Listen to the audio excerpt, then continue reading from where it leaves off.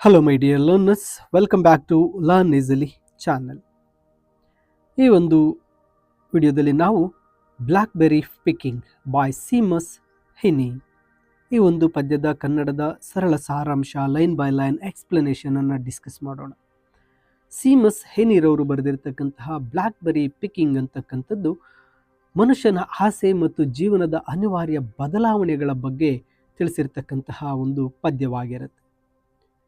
BlackBerry picking ಎಂತಕ್ಕಂಥದ್ದು ಕೇವಲ ಹಣ್ಣುಗಳನ್ನು ಆರಿಸುವಂತಹ ಒಂದು ವಿಧಾನವಲ್ಲ, ಇದರ ಆಳದಲ್ಲಿ ಮಾನವನ ಸಹಜ ಗುಣಗಳ ಬಗ್ಗೆ ತಿಳಿಸ್ತಕ್ಕಂತಹ ಪದ್ಯವಾಗಿರುತ್ತೆ.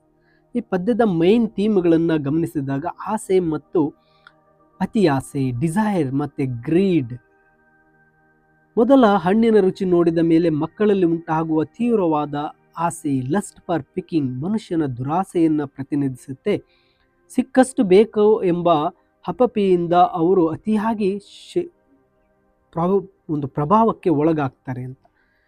ನಿರಾಸೆ ಮತ್ತು ನಶ್ವರತೆ, ಡಿಸಪಾಯಿಂಟ್ಮೆಂಟ್ ಆ್ಯಂಡ್ ಟ್ರಾನ್ಸೈನ್ಸ್. ಶೇಖರಿಸಿದ ಹಣ್ಣುಗಳು ಕೊಳೆಯಲು ಪ್ರಾರಂಭಿಸಿದಾಗ ಜೀವನದಲ್ಲಿ ಯಾವುದು ಶಾಶ್ವತವಲ್ಲ ಎಂಬ ಸತ್ಯ ಅರಿವಾಗುತ್ತೆ. ಸುಂದರವಾದ ಕ್ಷಣಗಳು ಮತ್ತು ವಸ್ತುಗಳು ಸಮಯ ಕಳೆದಂತೆ ಮರೆಯಾಗುತ್ತೆ ಅಂತಕ್ಕಂಥದ್ದು. ನಂತರ ಲಾಸ್ ಆಫ್ ಇನ್ನೋಸೆನ್ಸ್. ಪ್ರತಿ ವರ್ಷವೂ ಹಣ್ಣುಗಳು ಕೊಳೆಯುವುದಿಲ್ಲ ಎಂದು ಮಗು ಆಶಿಸುತ್ತೆ, ಆದರೆ ವಾಸ್ತವದಲ್ಲಿ ಅವು ಕೊಳೆತೇ ಹೋಗುತ್ತೆ. ಇದು ಬಾಲ್ಯದ ಮುಗ್ಧತೆಯಿಂದ ಪ್ರೌಢಾವಸ್ಥೆ, ಅಡಲ್ಟ್ಹುಡ್ಗೆ ಕಠಿಣ ಸತ್ಯವನ್ನು ಬದಲಾಗುವ ಹಂತವನ್ನು ತೋರಿಸುತ್ತೆ.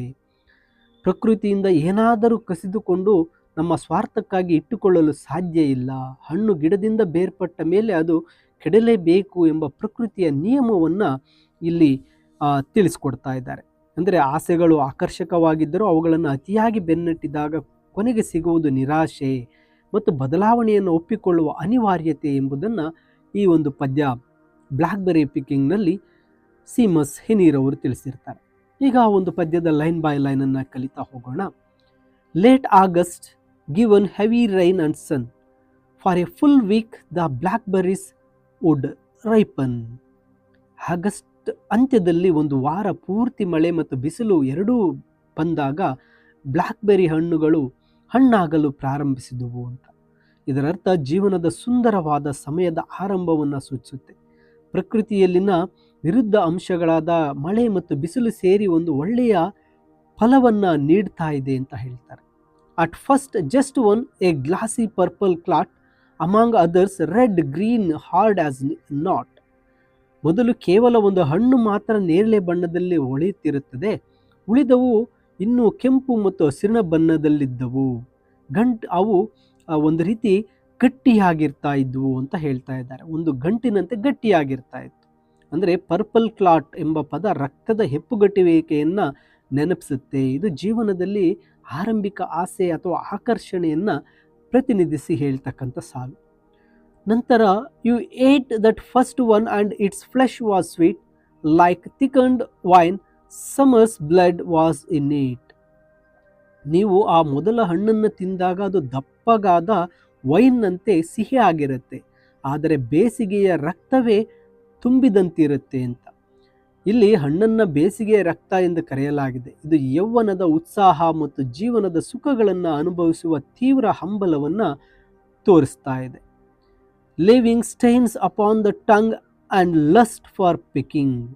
ಆ ಹಣ್ಣು ನಾಲಿಗೆಯ ಮೇಲೆ ಒಂದು ಬಣ್ಣವನ್ನು ಬಿಡುತ್ತೆ, ಆ ಹಣ್ಣುಗಳನ್ನು ಕೀಳಬೇಕೆಂಬ ಒಂದು ಲಸ್ಟ್, ಆಸೆಯನ್ನು ಹುಟ್ಟಿಸುತ್ತೆ ಅಂತ.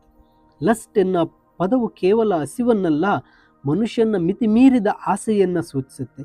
ಒಮ್ಮೆ ಸುಖವನ್ನು ಅನುಭವಿಸಿದ ಮೇಲೆ ಮತ್ತೆ ಬೇಕೆಂಬ ಒಂದು ಆಸೆ ಹೆಚ್ಚಾಗುತ್ತೆ ಅಂತ ಹೇಳ್ತಾರೆ. Then red one inked up and that hunger sent us out with milk cans, pea tins, jam pots. ನಂತರ ಕೆಲವು ಕೆಂಪು ಹಣ್ಣುಗಳು ಕಪ್ಪಾಗತೊಡಗಿದವು. ಆ ಹಸಿವು ನಮ್ಮನ್ನು ಹಾಲು ತುಂಬುವ ಕ್ಯಾನ್ಗಳು, ಟಿನ್ಗಳು ಮತ್ತು ಪಾತ್ರೆಗಳೊಂದಿಗೆ ಹೊರಗೆ ಕಳಿಸಿತು ಅಂತ.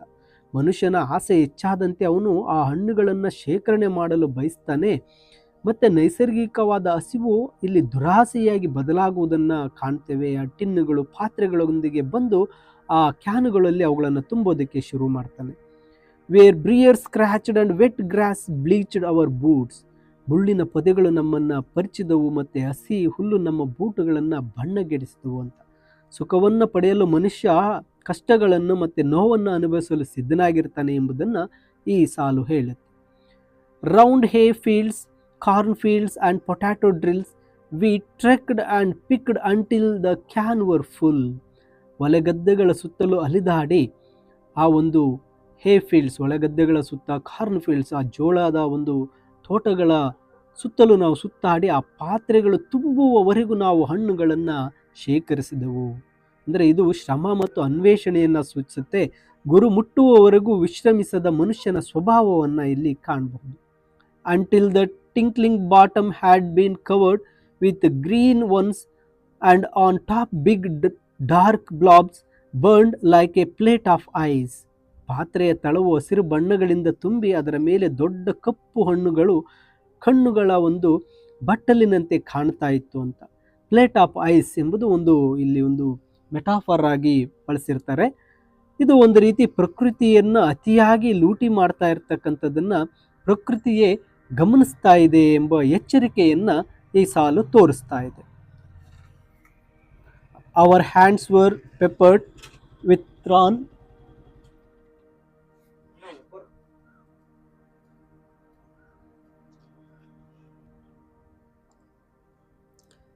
Our hands were peppered with thorn pricks, our palms sticky as blue birds.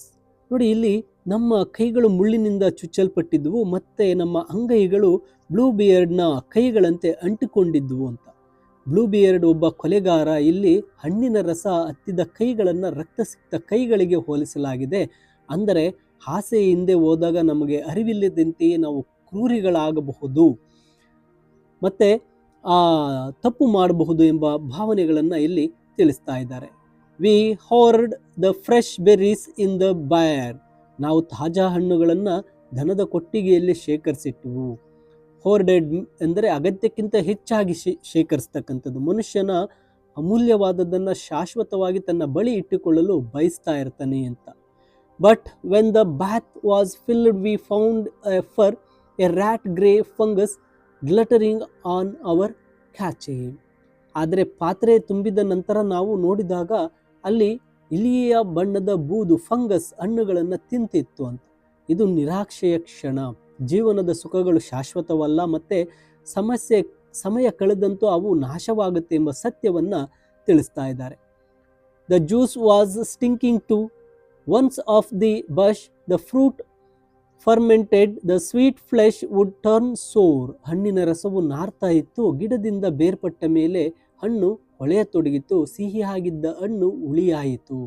ಯಾವುದೇ ಸುಂದರ ವಸ್ತುವನ್ನು ಅದರ ಮೂಲದಿಂದ, ಪ್ರಕೃತಿಯಿಂದ ಬೇರ್ಪಡಿಸಿದರೆ ಅದು ತನ್ನ ಅಸ್ತಿತ್ವವನ್ನು ಕಳೆದುಕೊಳ್ಳುತ್ತೆ ಅಂತ ಹೇಳ್ತಾ ಇದ್ದಾರೆ. I always felt like crying, it wasn't fair that all the lovely canfuls smelt of rot.